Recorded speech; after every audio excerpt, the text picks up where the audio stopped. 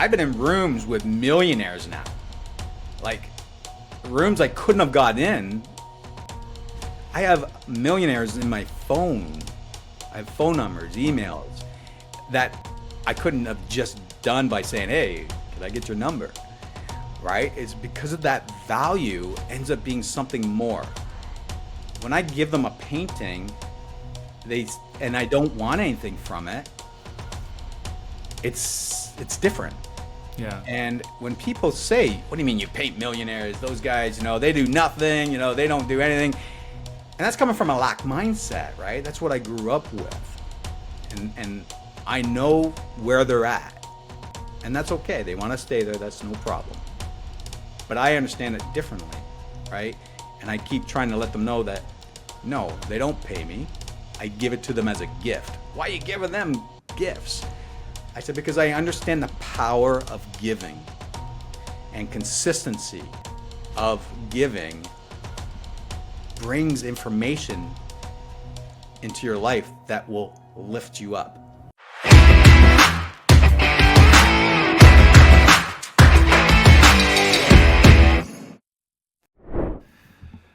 All right. Hello. Welcome to another episode of the Sell by Being Human podcast. I'm your host, Alex Smith, and this is the podcast where we can learn from people in all walks of life who sell things through the lens of human connection. I think we can learn human skills from people all around us, and this is the podcast where I bring the very best of those people together. And we have one of those people today. This is somebody that I met through so many different communities, the Build Your Life Resume community through Jesse Itzler, and also the Outlier Project.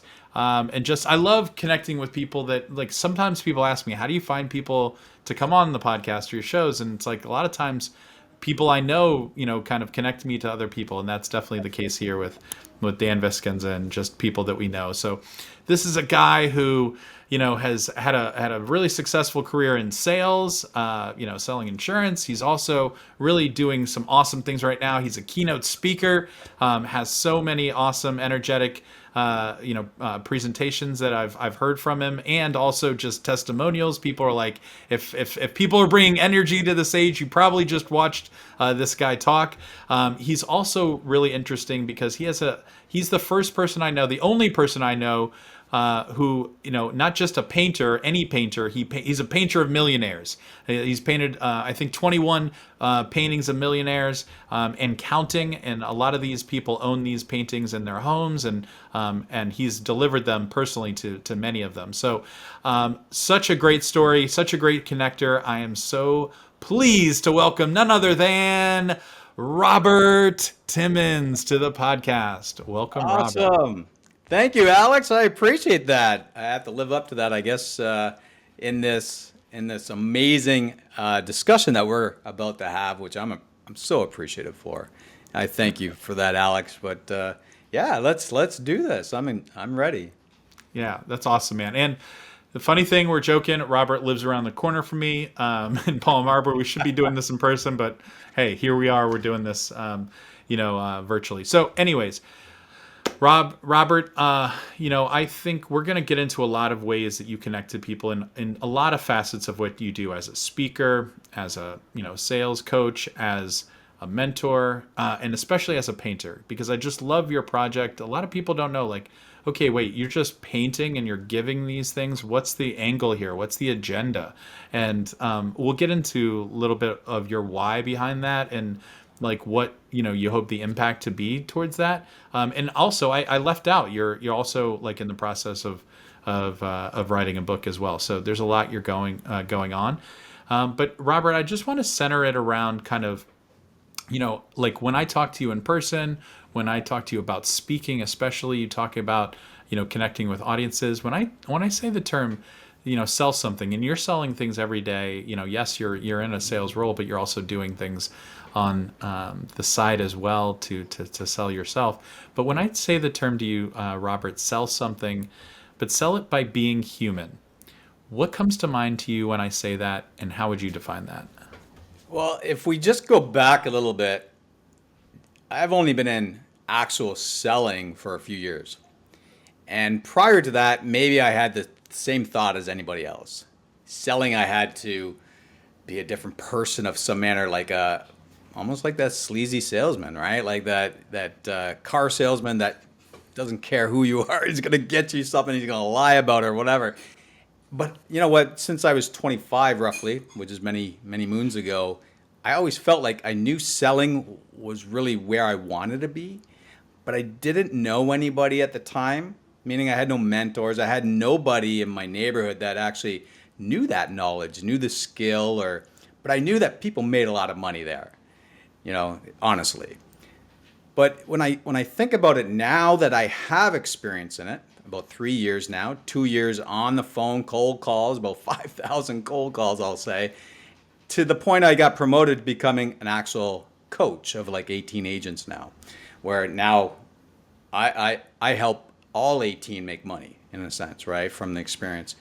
But what I learned, to get to your question, is really understanding the person. Really, if we find out their pain points, we connect them to the value we have. And if we're not able to improve their lives, then we leave them where they are. That's selling right. Right? Like we always say sell lots, sell right. Because we know people that can do things and it's not right. When we remove people from the value that they're in and we, perform a disservice. But selling human is really lifting someone up into somewhere better that they didn't know would improve their life. And that's what I see selling as. Yeah. I really like where it's just very simple for you. It's like, I'm just trying to connect to a pain point. If there is, if there's not, that's okay. And you just said, can I improve their life? It's a really a basic question. We all should be asking ourselves, like, even if you think you're not in sales right now and you're trying to get somebody to change what they're doing, it's like, can I improve their life? Do I have the capacity to do that? If not, then maybe there's nothing I can necessarily change, or this person doesn't want to change, or there's nothing that, I need to leave them where they are. I think you hear, said it's like, yeah, instead of like, the opposite is like, try to force something, no holes barred, no matter what, win at all costs, and that sort of thing. And people, can smell that. And like, just like you said, you thought you had to be a certain way. You probably thought, oh, maybe you didn't get into sales because of that mystique, that impression. Like, you have to change yourself and you have to follow a script and you have to just, make a number no matter what. But that's different. It's just about understanding as opposed to winning all the time. Right. Absolutely. Like I talked to my team today and I pretty much put out the process of what we do because I'm in Medicare right now, right? And I went into it to kind of learn selling, to be honest with you.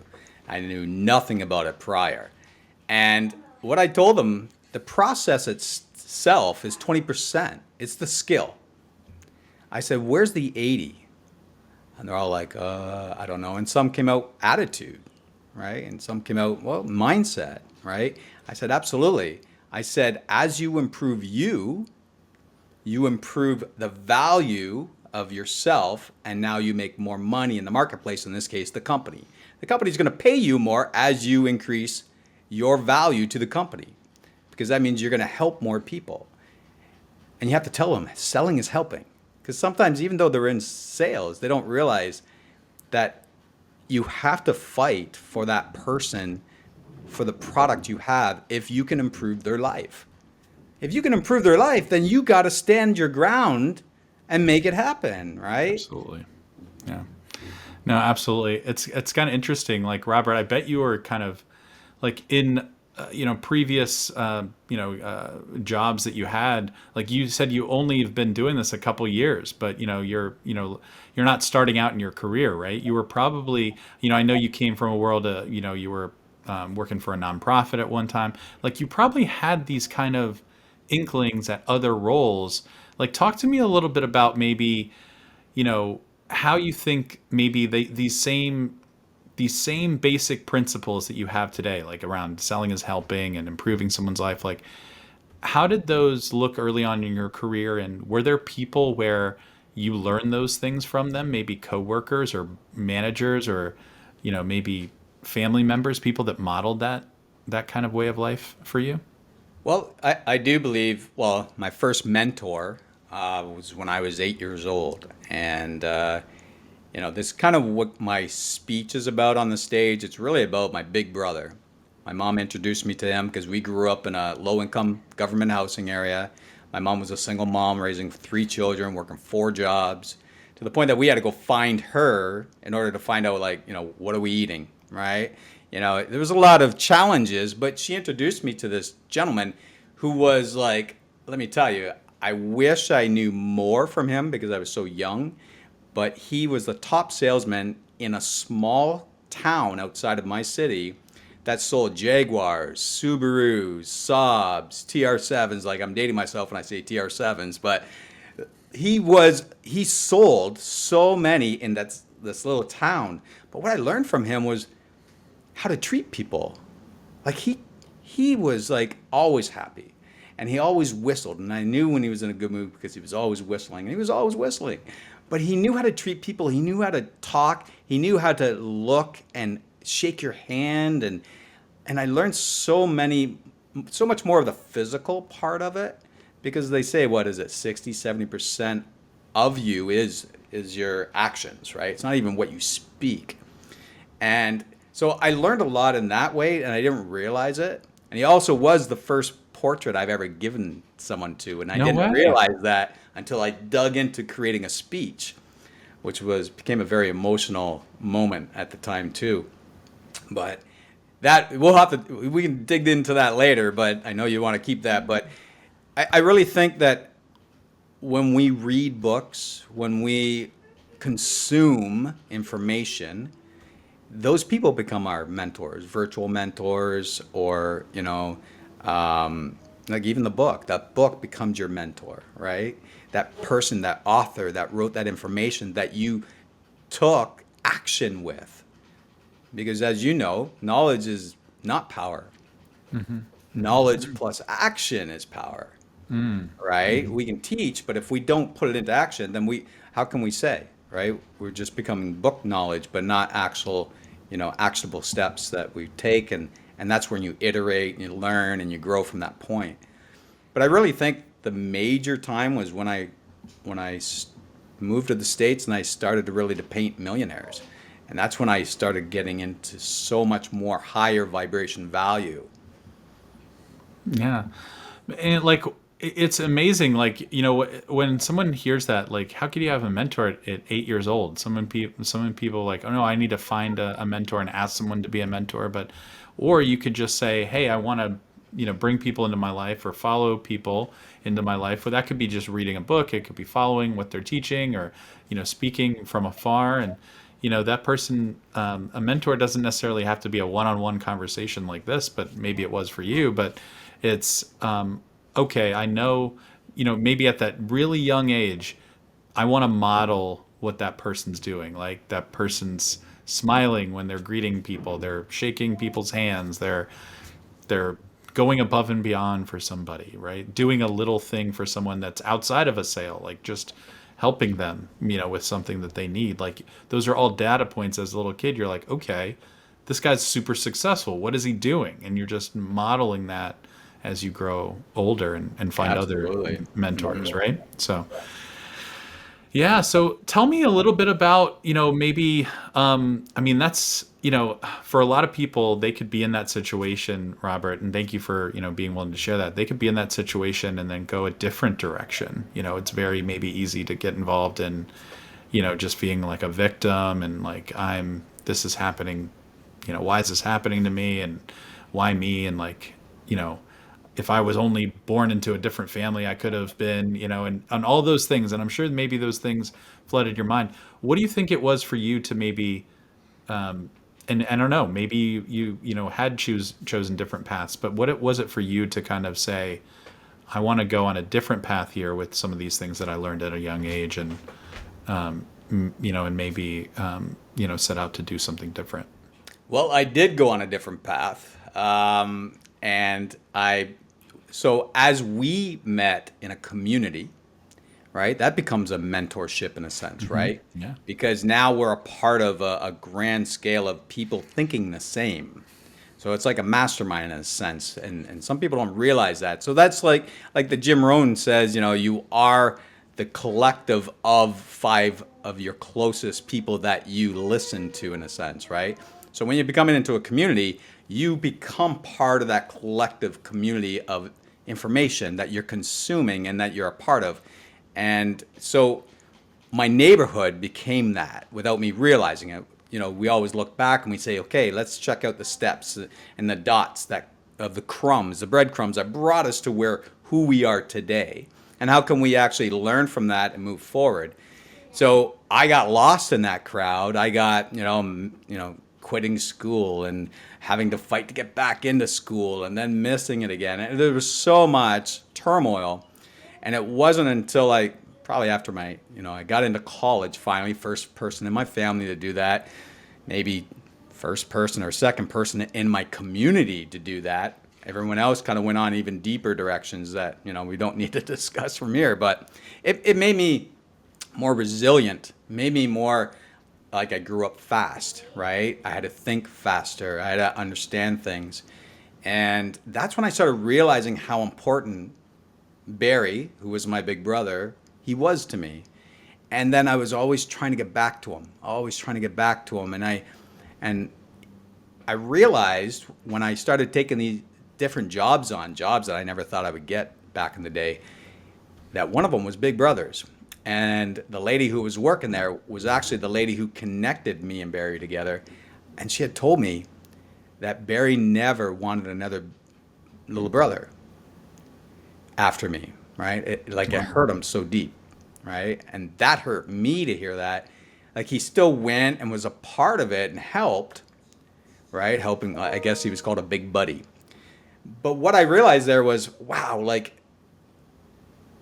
he really cared. Like he deeply cared. And he felt that he never helped me. All the info, all the times that we, hung out together, he would pick me up in his beautiful emerald green Jaguar, like show up at my place. I'm like, wow, this thing is gorgeous, right? Tan leather, everything was like, it was just a gorgeous car. And I got to that point, like I said, he was my first one I created a portrait for. I didn't realize he never knew that I was an artist. And I said, you know what? I need to get back. And I thought, why don't I create a portrait? Because in Big Brothers, me and him we were the key ones of our city, and we were getting the photographs of, going into the newspapers and stuff. So I pulled one out, and it was me and him sitting in a TR7, and I drew it up, framed it, and then I called him up. And that moment, he answered, and I told him I had a gift I would love to share with him, and he said yes. And I almost felt like I was that 8-year-old kid again, right? Like when he answered, it was like, wow, like I almost in tears just because it's been it's been a decade or more at this time, right? But I went and I shared him with that painting. It wasn't a painting, it was actually a sketch portrait. And all framed, looking nice. And while I was sitting there, his wife said to me, he said, Barry never felt like he never did anything for you. And, I told her first off, exactly like I said to you, he taught me how to treat people. He really taught me the respect of money as well. People just use money like it's nothing, but really money can do a lot. You can travel, you can buy a home, there's so much more. But in my neighborhood, money it couldn't grow on trees, right? Like it was total opposite thinking. So, yeah, so I don't know if that's answering your question, but I kind of went off on a little tangent there. But yeah, so that's how I realized that I gave him the first portrait that really changed my life. I gave him a gift of the value he brought to me. Why do you think he never thought that he did much to you? Because, for you, because, it was the exact opposite, actually. Like sometimes we don't know the value that we can, impart on people or impact on people. Why do you think that was? Or did he tell Well, you? To be honest with you, when I look back at it now with this question, he was in a different world than I was. His family were real upstanding, citizens. They shared the same values, the same standards, the same language as him. And you never got that in my neighborhood, right? We were single moms, a neighborhood full of single moms, right? The dads, if they were around, they were in and out of jail. So he was living in the opposite world than me. So when I actually got, succumbed by the community in my, I became a teenager, right? And teenagers tend to, I don't know, want to do teenage things, right? Yeah. Drinking, whatever it was. And in our neighborhood, the goal was to quit school at 16 because you were allowed to. And no one could stop you. And what happened? At 16, I quit school. And then I had to fight to get back in because I'm like, this isn't right. I don't feel this is right. And that was the change in my thoughts too at that time. But to answer your question, I believe it was just two separate worlds, and he wasn't sure if he cracked any info into me, anything. But when I look back, absolutely, I kept drawing back. It's almost like they say your memory is stuck up to like 7, 8 years old, right? That's your raw core memory, and he's a part of that. And he's been with me since, really. He's not with us now, sadly, but he we'll get into it as we move forward, I'm sure, but it's part of my speech, because it's such an impacting story.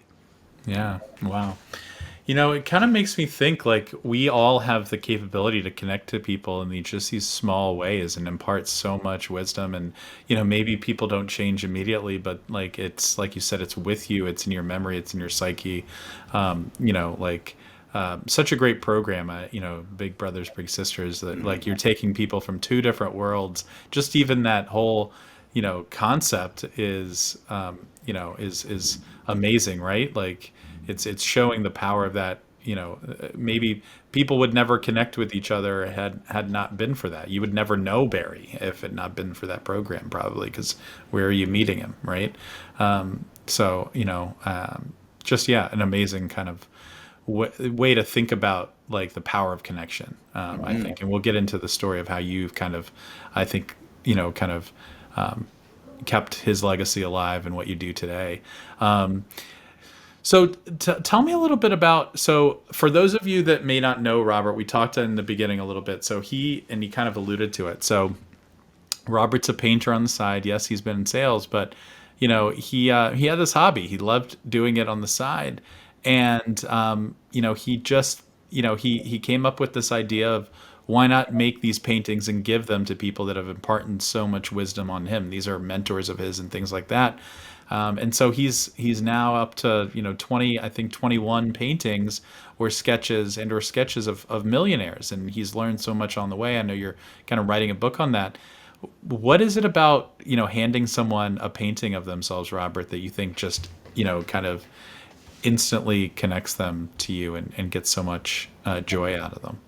Well, I have to go back to how it started. Yeah. So I was considered artist for the ocean prior to painter of millionaires. And Okay. I guess in a way, as an artist, that would be my first series. And in that was me moving into Toronto, because I'm Canadian.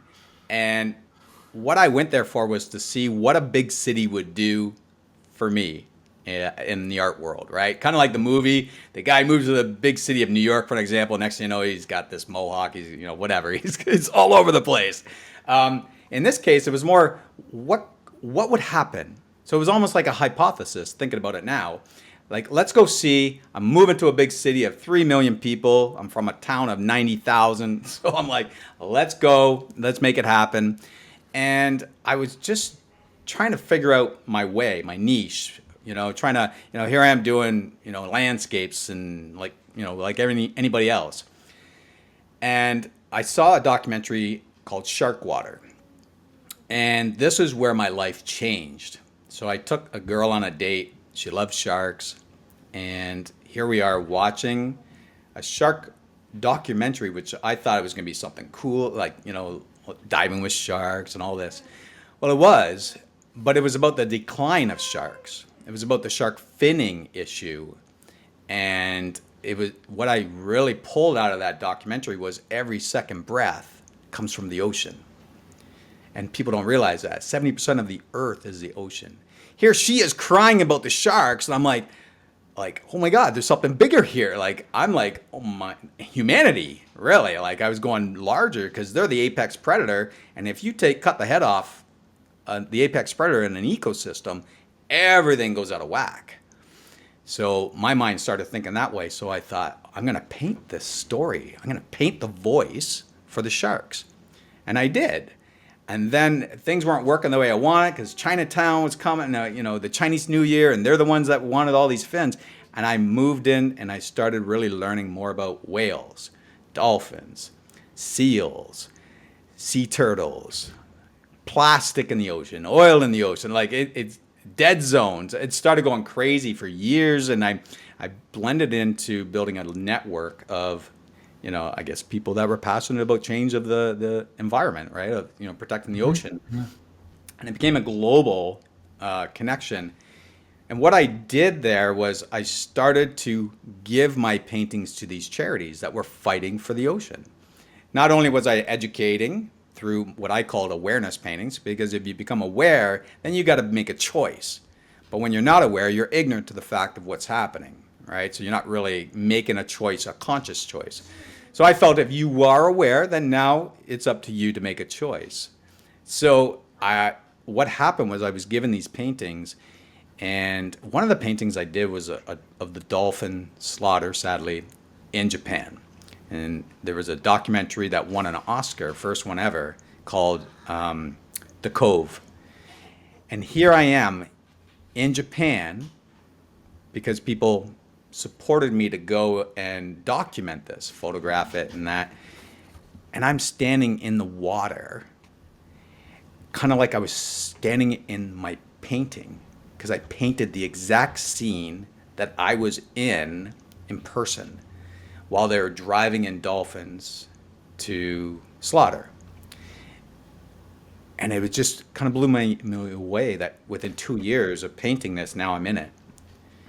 So it kept going on like that. I went and was doing I was doing investigations for other things, seals in Canada.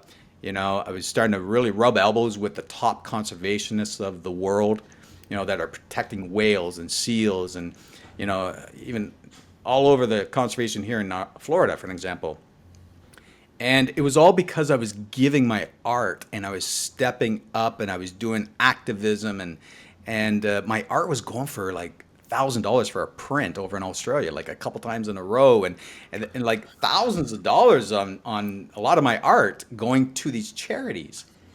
I started learning networking skills because one of the charities came and said, hey, can you build and run a chapter here in Toronto for us to bring the ocean awareness to a landlocked city, right? I said, absolutely, I'm all for it. So it was almost like building a business. I had to go out and network other businesses. I had to find ways to get, bands to play, to raise funds and, sell merch and everything for these. I was putting in, at the time I was working 3 weeks on, 2 weeks off. Within that 2 weeks off, I was doing 4 events. So within the time period I was with them, I probably did like 70 events myself, right? Wow. And when I moved to the States, because within that time period, fighting for the ocean, I met my wife who was fighting for the ocean. And she was American. Well, I ended up moving to the States, and first couple years, I wasn't painting. And I looked back and I'm like, well, what does a painter do? Well, a painter paints where they're at. And at that point, before I moved to the States, I was thinking, I gotta learn how to run a business. And the first book that I picked up was of Jim Rohn. And Jim Rohn wasn't teaching me how to run a business. He was teaching me to become the person who can run a business. So that was my first part of personal growth. He became my first virtual mentor, even though he's passed. His information lives on. And that's when I said, wow, okay, hold on a second here. My whole life changed from Artists for the Ocean. I traveled the world for free. People were like giving me money to travel, to do all these things that I did, and my paintings went all over the world. And I thought, wow, what came back? Well, leadership skills. I was doing public speaking. I was, networking. I was doing all these skills came to me, and I'm like, okay, what if I paint the people bringing me value, like Jim Rohn, for example. And at the time, I was listening to Gary Vaynerchuk. So I'm like, well, let's paint Gary first, and let's create a hypothesis. So it's become a science experiment in a sense, right? So I'm like, what if I paint these millionaires and I give it to them as a gift for the value that they brought to me and changed my life, which ultimately changes my relationships, my family, the way I treat people. What would happen? What will come full circle if I give it to them as a gift? Right? I don't ask them for anything, because I didn't ask any of these charities for anything, but all the skill came. And that's what started the journey in 2019. So the first person to accept was Jesse Itzler. And I ended up in his community, and that's where we met, 5 years ago now, or 6 years ago, 5 years ago. I started just before COVID. But it just started, and that's what the book gets in it. It started about what's happened since. It's almost like a diary of these events that just started coming. And I said to myself, whatever comes my way, I say yes. I wasn't going to fight it. I wasn't going to fight the stream. I was going to allow it in and just see. Like, it was all going to be new to me, but I didn't know where it was going to go and what was going to happen. And kind of like that movie where the yes man, where the guy says yes to everything and his life, the whole movie goes crazy. But that's kind of how it's been.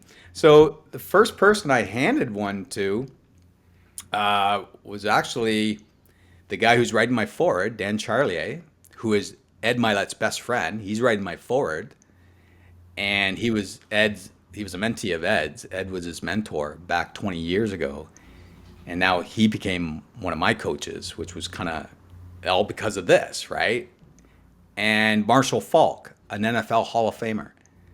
Here I am up on stage with 2 paintings in front of 4,000 people, handing my paintings to them in front of everybody. And it was like, wow, this is surreal.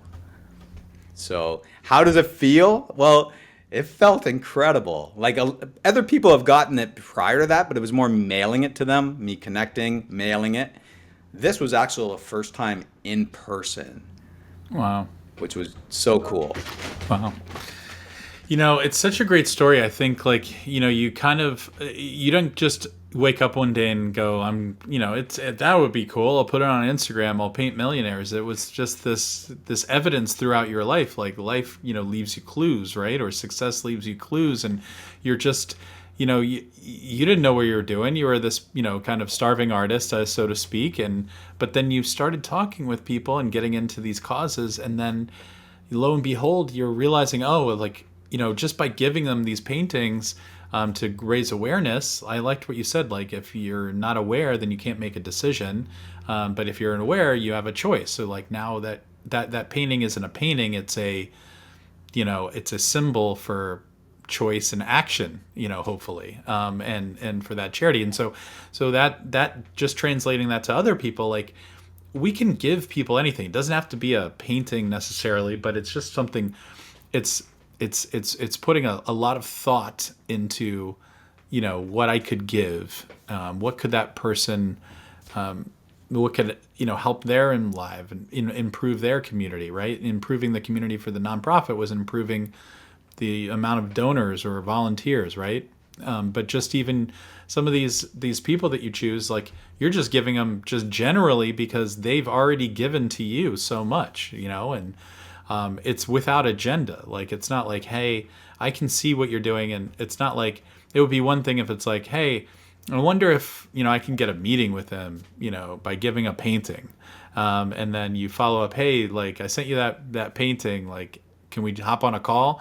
Instead, it's just, here's a painting, thought you would really enjoy it. And I don't know, like, if they come with any other reaching out than that. Like, some people might ask, I guess the question, some people might like, how do you connect with these people that are, so famous, or like Marshall Falk, and how are you just connecting with them to say, hey, I have a painting with you? That sounds like, maybe some people might think that that's weird. Like they'd be like, oh, who's this Robert Timmons guy trying to give me a painting of myself? That's kind of bizarre. But like, how do you break the ice with them and let them know that there is no agenda, and that you think this is really just, in service of what they've already given to you?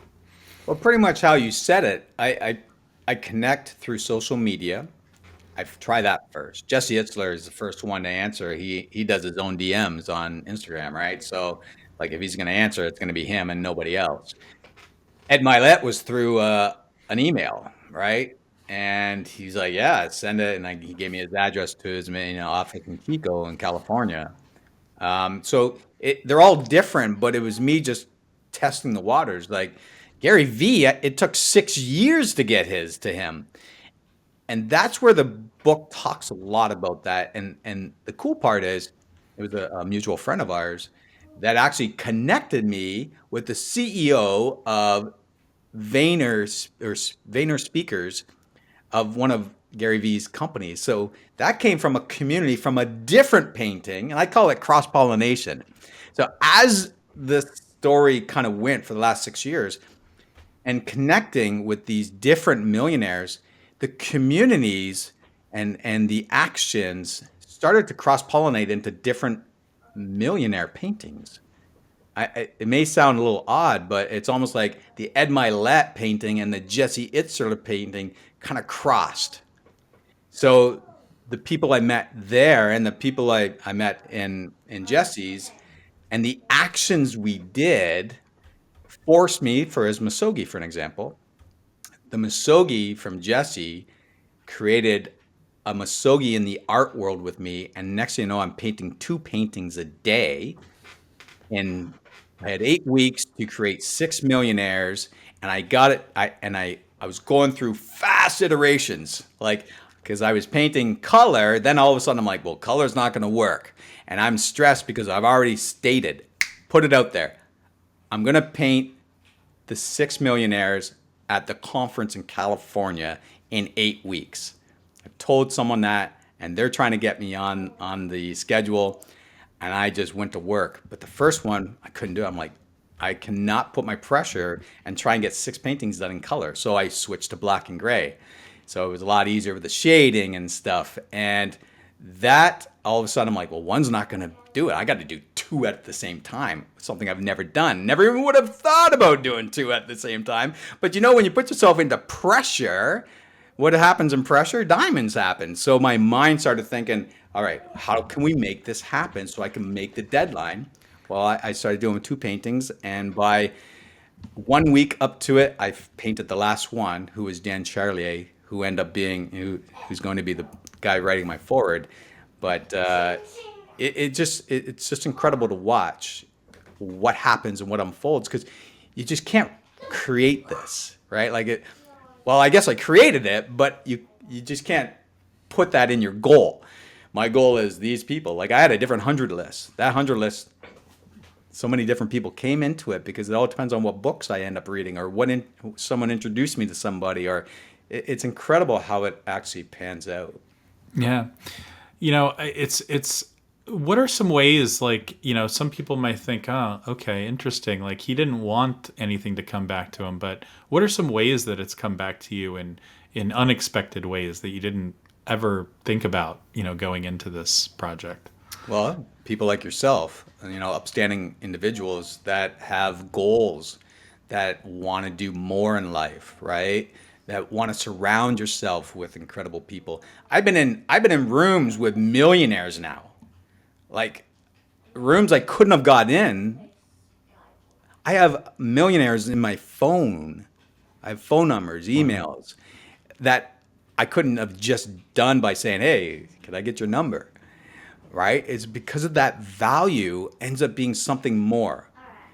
When I give them a painting, and I don't want anything from it, it's different. Yeah. And when people say, what do you mean you paint millionaires? Those guys, they do nothing, they don't do anything. And that's coming from a lack mindset, right? That's what I grew up with. And I know where they're at. And that's okay. They want to stay there. That's no problem. But I understand it differently, right? And I keep trying to let them know that no, they don't pay me. I give it to them as a gift. Why are you giving them gifts? I said, because I understand the power of giving and consistency of giving brings information into your life that will lift you up. That's how I seen it. And that's what's done in my life. Every time I give one, I'm like excited. What's coming back? What skill am I going to learn? Who am I going to, meet? What room am I going to end up in? I was in a room with 100 people with Ed Milet speaking. You had to win to get into that room. And somehow I won and got into that room. And I was probably 30 feet from him. And it was a private gathering. And I'm like, I could have never been here if I didn't paint him. Yeah. Right? Yeah. So no, I just love what you say. Like it's just, it's just like the power of giving. It's so like visceral. Like it's truly giving with no agenda. I'm sure these millionaires people are doing the exact opposite. They're asking, not giving. It's all, can I get some of your time? Can I pick your brain? Can I, things that you're looking for them, hey, I invested money in you. Can I get it back? Right. And I'm trying to take, something or transact or, get from them, as opposed to just truly giving, a mindset of giving. It is some people might say it's like giving and sales are opposing forces, right? Like, well, if you're trying to sell, just by definition, you're trying to receive something in return, right? You're trying to receive money or some value, right? Or you're giving value in exchange for some type of value.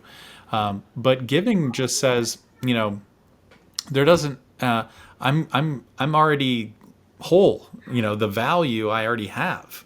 I don't need anything. If it should come back, amazing.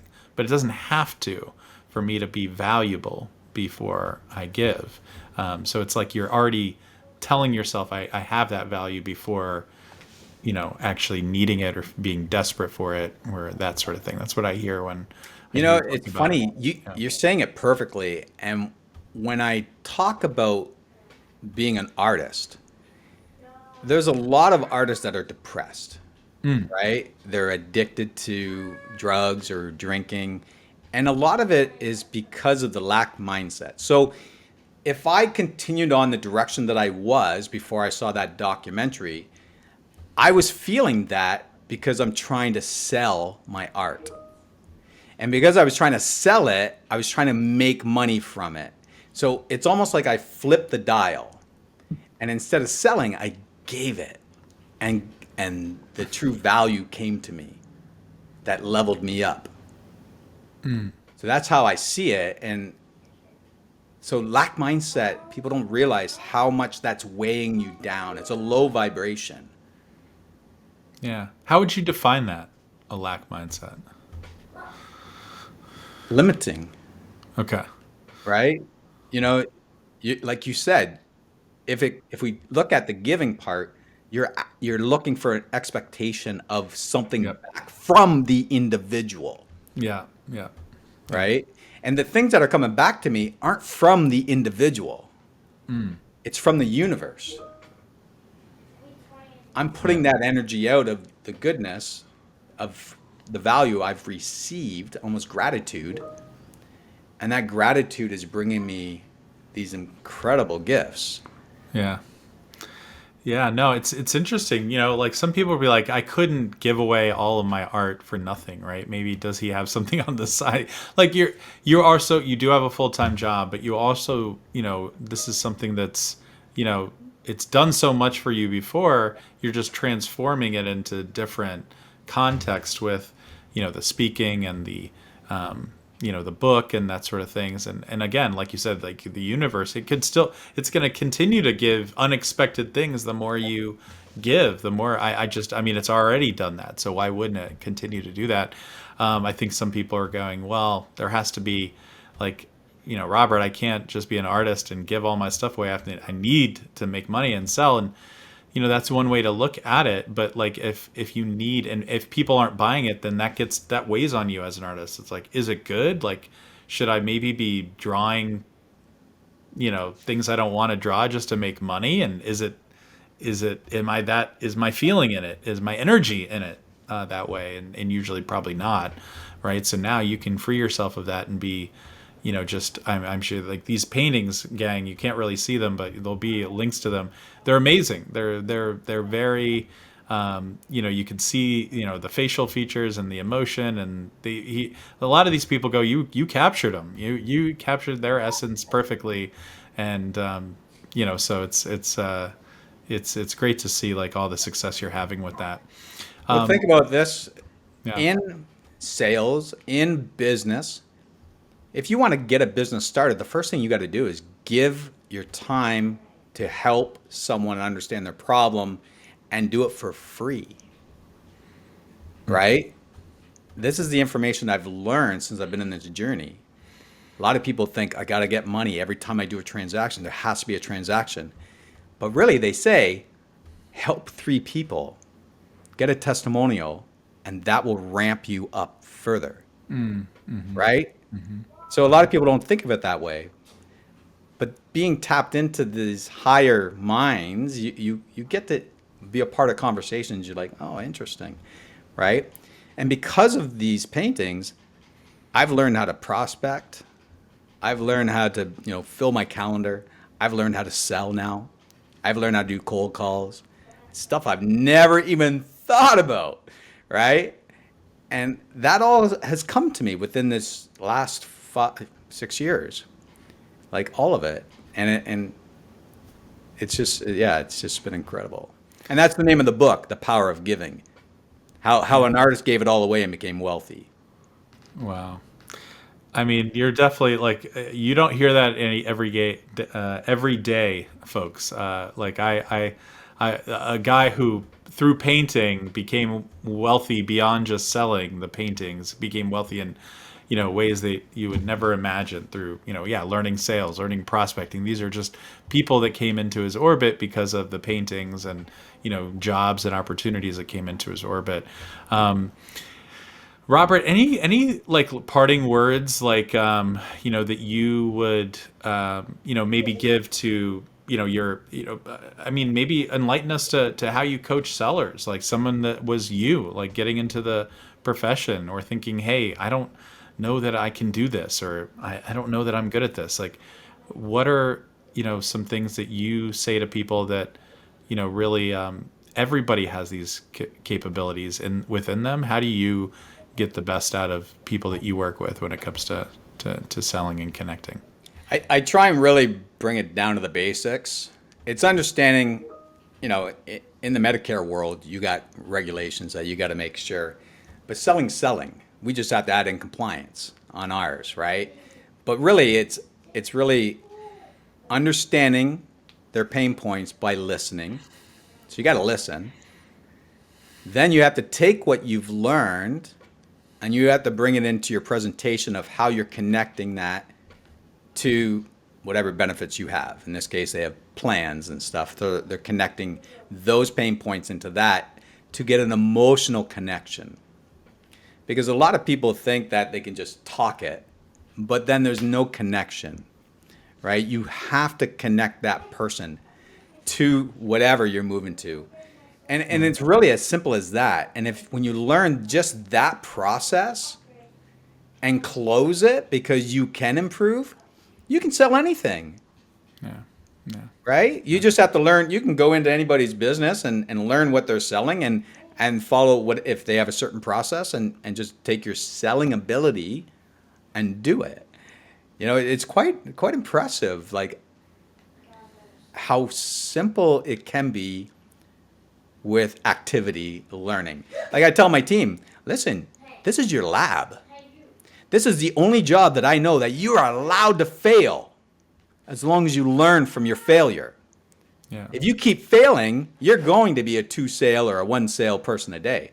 But if you want to get to the person who's selling 12, you got to hone your skills. You got to work at least 30 minutes a day outside of this, and then come into your lab and put it into action and see if you can change your results. That's sales right there. If you can't, you can adjust a word. One girl, I'm talking about high vibrational words, right? You know, changing good to great. When you say, hey, have a great day, Alex, it's better than, hey, have a good day. There's two different worlds there. And what she came back as feedback to me was, and she said it to the whole team, and she's my top seller. And she says, changing those words, yes, it changed the view on that person, but she goes, what really changed was me. I felt better. They may have said no, but I felt better. She goes, I'm not mad about someone saying no anymore. I'm not upset that I have 40 no's in a row. She goes, my day that when I changed it, my 8 hours went by so fast. I kept wanting to talk because I felt so good. And I was like, wow, that's some great feedback. But one word can change your process, right? That's awesome. Tweaking. Yeah. Yeah. I mean, it's so awesome. We talked about like just the energy. Like I was talking to somebody earlier today. If you're talking about an idea, to your wife, or you're trying to, maybe go out to a restaurant, or maybe you're talking to a friend about like some kind of something you want them to invest in, or maybe you're trying to talk to a spouse about getting that, maybe paying for a coaching. Maybe you have to sell them on you need a coach, and there's a $1,000 coach out there, and that's a tough internal discussion with a spouse. If you don't come and believe it, and they can feel that belief and they feel that energy, like you said, hey, I have a good idea I wanted to get your thoughts on, is totally different than, I really believe that this is something that we need to do because of da, da, da, da, da, and because of these people have said da, da, da, da, da. And I think it's a no-brainer. It's a great, it's something super great that we need to do. That energy comes through, and it's not fake. I'm not talking about sales energy like, I got a great offer for you. No, like, I really believe that this is something great, and it's going to be great because of all these different things. And I really think you should look at it because of all this. Can you take some time? That's totally different than just, kind of hey, this is something I think I like, what do you think? I think it's something nice, right? So yeah, that energy is so key. Robert, I could talk to you forever, man. I love just our chats about sales and life and your project, and I wish you the best. As we close off, I ask people just kind of a quick question, and it's really to get to the essence of how we can all use our human side in sales, and how we can be individuals and use our unique selves. And it's this: if I asked your people that are closest to you, your closest friends, your family, people that know you the best, if I said, what is just something that is so totally Robert? Maybe it's something, or an event, or something that happened to you that only Robert would do, that is just something so totally you. What would they tell me about you?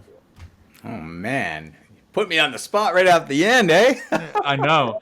People pause. People are like, you know what? They'd say this, or they'd say I'm someone. But yeah, I always like to think of, we all have these quirks, these things, these things that people will say, that's our calling card, right? That's something that we would do. The one thing that I've heard ever since I started the direction of Artists for the Ocean to now is tireless. They always say, you came onto the scene and you have been tireless. Like, it's like, I think it's just passion. Passion is such a clean energy, and that you don't realize that you even have it. You just highly focused. Because I definitely, that tireless is from high focus. And I'm a fast decision maker. And I think that's why I'm tireless, because I'm consistently doing things, and they all kind of intertwine. Like in this case, speaking, book, everything. I've created my life from this tireless act, right? And it's just it's my new painting is really what's in front of me. And you're one of them, bro. You came in because of this, Yeah. and I appreciate you. I appreciate you too, man. This is amazing. Thank you so much, Robert Timmons. Where can people learn more about you, connect to you, find out about your project, and maybe even your upcoming book as well? Where should they Yeah, go? absolutely. RobertTimmonsSpeaker.com. Probably the easiest one. You can go in there. You can join my book launch email list. You can read about a few things. There's a couple blogs in there, but that's probably the first and foremost would be good. And I think you can get links to my social media from that point too. Love it. Robert Timmons, man, it's a pleasure. Thank you so, so much for being on today. Absolutely appreciate it.